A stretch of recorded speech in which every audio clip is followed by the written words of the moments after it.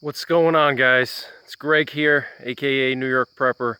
I wanted to talk to you guys about rattlesnakes today, and I'm actually just going for a walk over here in my new area where I live, and I'm just exploring some new hunting areas, hiking areas, bug out areas, and I'm pretty deep in the woods right now, a pretty secluded area here.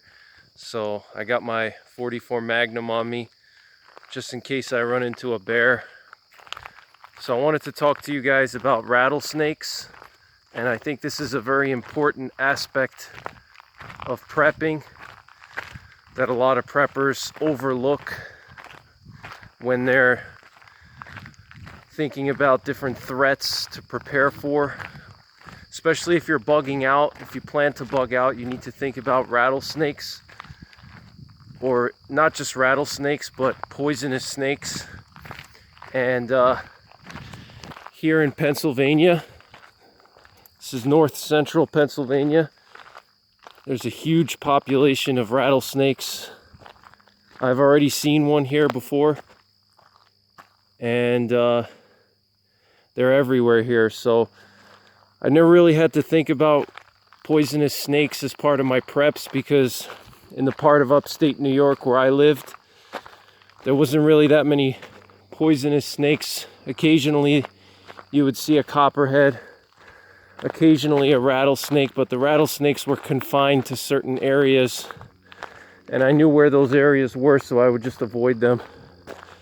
But in a place like this in Pennsylvania, you know, widespread rattlesnake population, they're all over the place. They could be in these ferns over here. They could be coiled up under a log somewhere out there, under an oak tree. It could be in this tall grass over here. You know, they could be anywhere. They could be right in the middle of the road here, catching some sun during the day. But it's something that we need to think about as preppers. We need to think about poisonous snakes, especially for bugging out. And also not just for bugging out, but if you're going to be doing any kind of security operations in your area, if you're going to be doing security patrols, reconnaissance, any kind of tactical operations after a grid down event, you definitely don't want to get tagged by a poisonous snake, whether it's a rattlesnake, copperhead, coral snake, cottonmouth, you know, whatever snakes are poisonous in your part of the country. Here it's just timber rattlesnakes and copperheads, mostly timber rattlesnakes though. And you know, after a grid down event, you don't want to get tagged by one of these snakes. Let's say you're in the middle of doing a recon mission after a grid down event, and you're moving around at night, and you're trying to gather some intelligence on what's going on in different parts of your AO, your area of operations, and all of a sudden you step on a snake and it tags you. You're miles away from your home and the grid is down. There's no doctors, there's no anti-venom. You're pretty much screwed, you know. Once that venom gets into your bloodstream, it's going to get to your heart, and you're pretty much screwed without anti-venom for a lot of these snakes. Now, copperheads, you could possibly survive. A lot of people survive copperhead bites without taking any anti-venom, but it depends on, you know, how much venom the copperhead injects. If it's a dry bite or semi-dry bite, if it's an older snake, a younger snake, you know, stuff. There's a lot of variables, but that determine how much venom get in. But something to think about, guys. You know, something to think about. You know, we always think about the two-legged threats. We always think about the four-legged threats, bears and other large dangerous animals. But what about snakes? You know, not just snakes, but even poisonous spiders and other poisonous critters, but especially snakes, guys. You know, I mean, just look at all this brush here, all these ferns. I mean, there could be a snake in there right now. Well, actually, probably not, because it would be rattling, but just giving you guys an example and something to think about. You know, I was researching this area the past few days because it's totally new terrain for me, and I was shocked to find out that several people got bit by rattlesnakes just a few miles away from where I live. Okay, actually, in this area I'm at right now, people have been bitten by rattlesnakes, and it happens every year in Pennsylvania, especially in this part of Pennsylvania, north central PA. So, you know, I've been doing research on it, and it's just, it's kind of frightening, to be honest, to find out that there's so many snake bites in my area, you know, my new area. So I have to take appropriate precautions, obviously, but also I have to think about my preps and how I'm going to prepare for that. You know, like I said, for tactical operations, for bugging out, you want to have some basic preps ready, you know, in case you do have to move around in this type of a terrain in the middle of the summer when the snakes are active.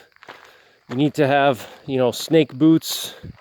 You can also get gaiters, but snake boots, in my opinion, are better than gaiters because a snake's fang can still penetrate through the top of a leather boot.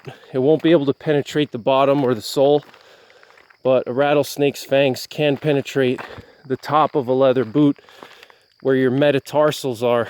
So even if you have gaiters on, they'll protect your legs, but they're not going to protect the top of your feet. And that's actually the area where rattlesnakes typically bite you, is either the top of your foot, your calves, or your ankles. So you have to protect those areas. And a good snake-proof boot that goes all the way up to your knees is essential, in my opinion. Or at least, you know, up over your calves to your mid-calf level. And honestly, snake-proof boots are not a 100% guarantee that you're not going to get bit, you know. And before I continue any further, I just want to shout out my friend Oleg from Oregon Preparedness. I recommend that you guys check out his channel. He's a good friend of mine, and he actually did a video on this topic a few days ago. So this is kind of a video response. Well, it's not kind of, it is a video response to his video. And I just want to add a few things because I've been mulling over the whole thing and researching it. So snake-proof boots are good, but you have to be aware of your surroundings. You have to know what rattlesnake country looks like, or what different types of snake country looks like. I'm not an expert on some of the other snakes, but I do know a lot about timber rattlesnakes. Timber rattlesnakes, they like upland areas. They don't really like wet areas. They can be close to wet areas, but they like upland areas. Their primary prey species are mice, chipmunks, squirrels, even rabbits, but they like rodents basically. So anywhere where there's rodents, especially mice, chipmunks, and squirrels, that's where the timber rattlesnakes are going to be. So it's typically upland areas like here. And usually timber rattlesnakes, they stay close to their den. They don't go further than 2 miles. The males won't go further than 2 miles from their den. And they use the same den every winter. And sometimes in the colder areas, like up here in PA, many snakes will den together to keep their heat, you know. So they won't go too far from the den because they have to return to their den come winter time. So they won't go far from their den. So the thing is that if you see one rattlesnake, chances are you're going to see a lot more in that area because generally speaking, in colder climates like up in the northern part of the US, the rattlesnakes den together, and they like to stay together to keep warm and hibernate together. So if you see one rattlesnake, chances are there could be hundreds in that one particular area that you're at, you know, in that 1 or 2 square mile area, you know. And then once you get out of that area, there could be no snakes at all. Like that was the case in New York, in the area where I lived in upstate New York. There was one area where there was a known rattlesnake den, and there were literally hundreds of snakes there. You would see snakes all over the place, rattlesnakes. And you go just right down the road and a few miles away, no snakes at all, you know. So you have to be aware of whatever snakes are in your area, poisonous snakes. You need to be knowledgeable about their habitat, you know, what areas they like to live in, you know, their behaviors too. For example, the rattlesnakes, they just like any snake, they need to come out and bask in the sun during the day to warm up. So what they'll do is they'll come out into open areas like this road and catch some rays in the road and warm up. And then they'll retreat into the bushes or under a log to cool down once they overheat. So you always want to be wary of brushy areas like you see here. You want to be wary around rocky areas as well. They like to go under like rocks, you know, like especially south facing slopes. They like to go underneath the rocks and hide out under the rocks and stuff like that. So be aware around piles of rocks and rocky slopes, you know.